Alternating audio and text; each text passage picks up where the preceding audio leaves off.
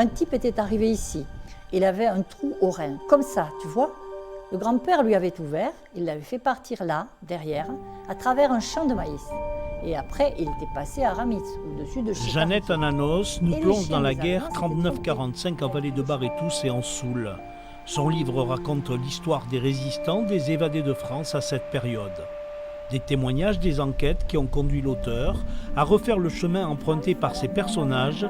C'est le cas ici du résistant Jean Lousteau, gravement blessé en 1944 lors d'une escarmouche avec les forces allemandes. Sur la route de Lannes, il réussit à s'enfuir. Et donc il est monté vers chez Lacazette, apparemment, puisque Jean-Baptiste Lacazette m'a raconté qu'il avait 14 ans, je crois, à ce moment-là, et qu'il se souvenait très bien de ce jeune homme, parce que c'était un tout jeune homme, hein, il avait 19 ans, 18-19 ans, qui était passé, qui était blessé, et que le grand-père avait fait passer par derrière, dans les prés, les maïs, en lui disant « va par là-bas, et tu vas arriver à Aramis ».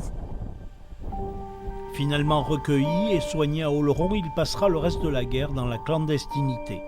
Pendant 5 ans, Jeannette Ananos, ancien professeur de français, a travaillé pour écrire sur les sentiers du refus. Un récit qui se veut aussi personnel. Son père a fait partie des évadés de France avant de rejoindre le général Delattre de Tassigny, chef de l'armée de la Libération. L'histoire de mon père, j'en avais parlé un petit peu dans le livre précédent. Du coup, je m'étais dit, il y a certainement d'autres choses qui se sont passées. Voilà, et donc j'ai interrogé des gens. C'était très varié, très riche, quoi, parce que certains me parlaient à la fois de la vie quotidienne, de la manière dont ils avaient entendu la déclaration de guerre, comment ils l'avaient apprise, ou comment ils avaient appris la libération.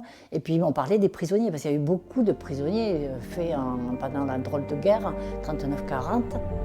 105 témoignages entre vallées de Barétous et de Soule, une découverte de personnages aujourd'hui disparus dans des lieux qui continuent d'écrire leur histoire.